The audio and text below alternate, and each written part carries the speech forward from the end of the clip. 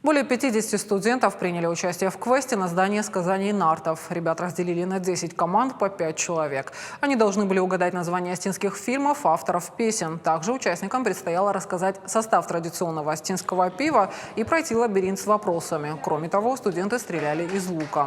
В рамках квеста состоялась викторина «Что, где, когда». Вопросы были на знание истории, традиций и обычаев астинского народа.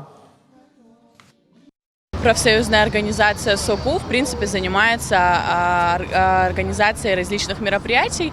И в ходе одного из собраний мы выдвинули такую идею сделать квест. Он у нас уже проходил 2 года назад.